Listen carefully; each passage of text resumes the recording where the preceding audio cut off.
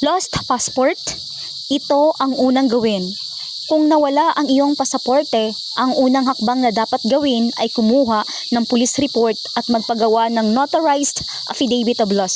Pagkatapos nito, mag-book ng online appointment sa DFA Passports Appointment System para sa pagpapapalit ng pasaporte. Huwag gumamit ng mga fixer. Sundin ang detalyadong gabay na ito upang maayos ang iyong nawalang pasaporte. Una, i-report ang pagkawala.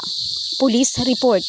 Pumunta sa pinakamalapit na istasyon ng pulisya kung saan nawala o ninakaw ang iyong pasaporte upang magpa-blotter.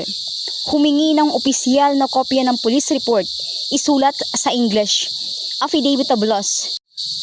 Magpunta sa isang notary public para gumawa ng affidavit of loss. Ito ay isang sinumpaang salaysay na naglalaman ng mga detalye kung kailan, saan at paano nawala ang iyong pasaporte. Pangalawa, mag-set ng appointment. Ang pagkuha ng kapalit na pasaporte ay nangangailangan ng personal appearance sa DFA. Kumuha ng libreng schedule sa pamamagitan ng opisyal na DFA Passport Appointment System. Piliin ang kategoryang Replacement of Lost Passport. Pangatlo, ihanda ang mga dokumento. Ihanda ang mga sumusunod na requirements para sa iyong DFA appointment.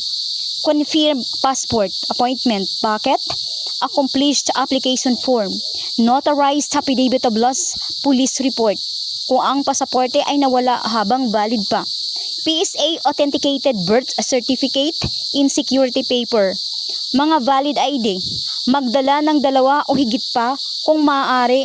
Kung mayroon, magdala ng photocopy ng data page ng nawalang pasaporte.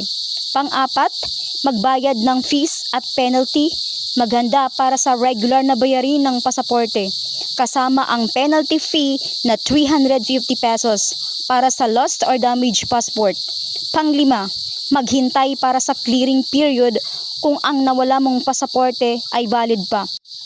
Ang DFA ay magpapatupad ng 15-day clearing period bago iproseso ang iyong bagong aplikasyon. Ang proseso ay itinuturing na new application, kaya magkakaroon muli ng biometric capture, pagkuha ng litrato at fingerprints.